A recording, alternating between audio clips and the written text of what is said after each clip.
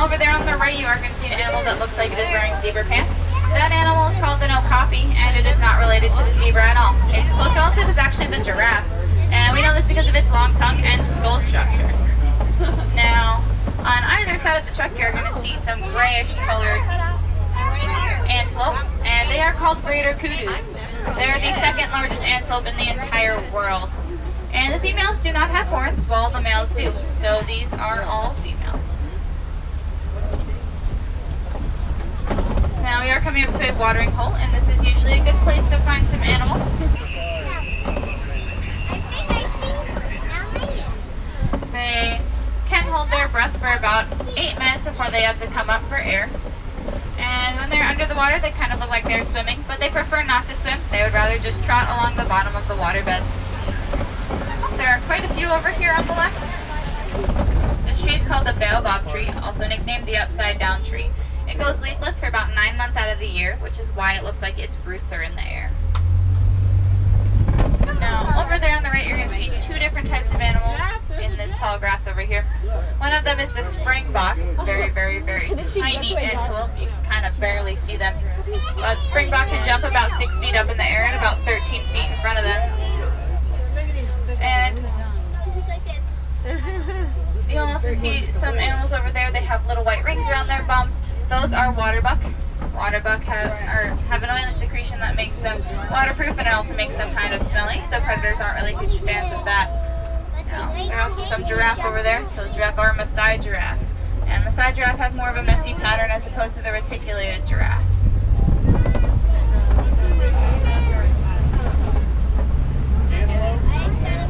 Now, on either side of the truck, you are going to see some grayish colored animals, and they are called white-bearded wildebeest. They can travel in herds of about 1.5 million. Another name for them is gnu, spelled G-N-U, and that's because of the sound that they make. And when they have babies, those babies have about 15 minutes after they are born to get up and start running with the rest of the herd before they are left behind. There's a baby whale.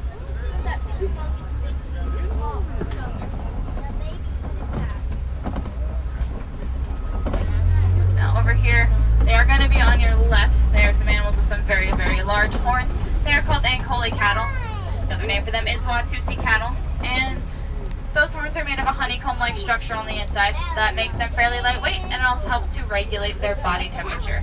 Blood will go up into those horns, cool down, and go back into their body to cool their body down. Now we are going to get pretty close to an Ankole cattle over here on the left. Now, please don't try to touch it. I know that you can't really touch it or really reach it, but still. Alright, now a couple other facts about the giraffe because we are seeing some over here. Giraffe can be about 18 to 20 feet tall. They will have a tongue that is about 1.5 feet long. And baby giraffe, when they are born, will be about 6 feet tall. Now, over here on the left, you are going to see quite a few antelope. Now, it looks like we may be coming up to some elephant territory. It is a little late, so they may have migrated out of the area. They usually migrate more towards the north at this time, but we'll still keep an eye out.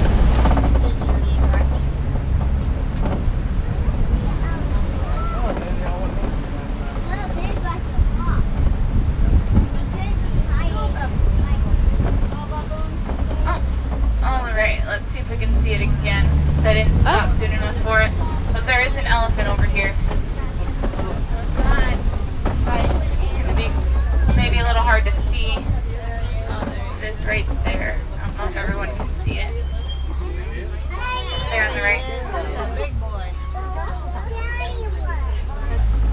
Now, this bridge, it is a little rickety.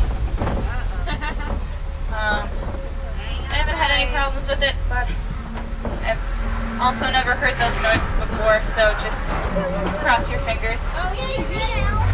Alright. Alright, seems okay. Alright. I hope I'll be able to say the same for the truck that's behind us, but no promises. Yeah, exactly.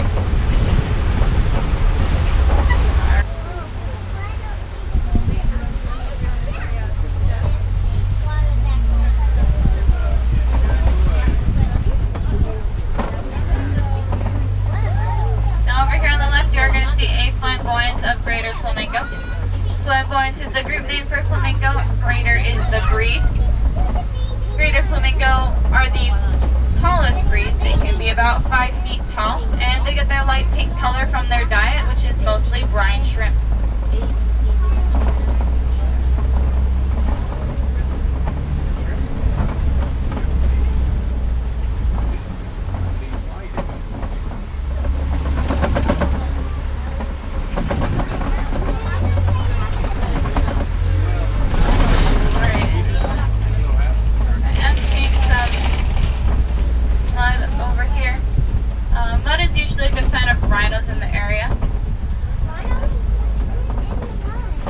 Rhinos love to roll around in the mud. They will wait until the mud dries, and then they will scrape it off on the bottoms of trees, and that helps to get a whole bunch of parasites off their backs. Now over here on the right, you are going to see some zebra. These are Grant zebra. Grant zebra have stripes that run all the way along their bellies. They are also black with white stripes, and I know that because their noses are black.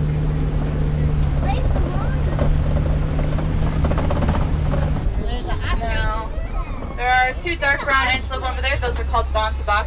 They are completely extinct in the wild, and you can only find them on reserves like this one. There's also an ostrich over there. Ostrich like to burrow themselves in... no, that's warthogs. Ostrich are the largest birds in the world. They are also flightless, so they can't fly anywhere.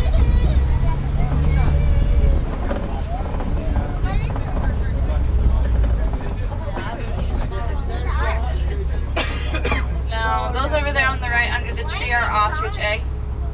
Ostrich eggs will weigh about 3 to 4 pounds. And the shell is so strong that a grown man can stand on top of it and it will not break.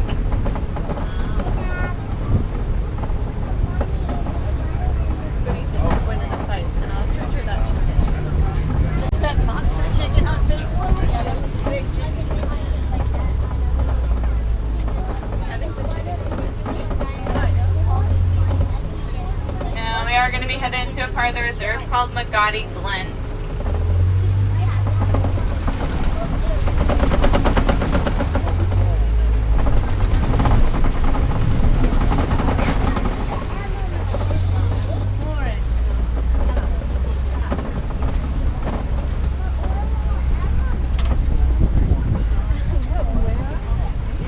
Now over here on the right there are going to be 2 birds. Those are called yellow-billed stork. And they are carnivorous birds. They will eat snakes, frogs, and other small birds. And if I'm going to stop up here, and I'm going to have you guys look over your right shoulder. And all the way in the back there, you're going to see some scimitar horned oryx. Ooh. Now, scimitar horned oryx get their name because their horns resemble the same curvature as a scimitar sword from the Middle East. If you don't know what that is, or what it looks like, if you have ever seen the movie Aladdin, the guards in Aladdin carry scimitar swords. Also, if you didn't really get a good look at them, they are on your animal spotting guide on the top towards the right.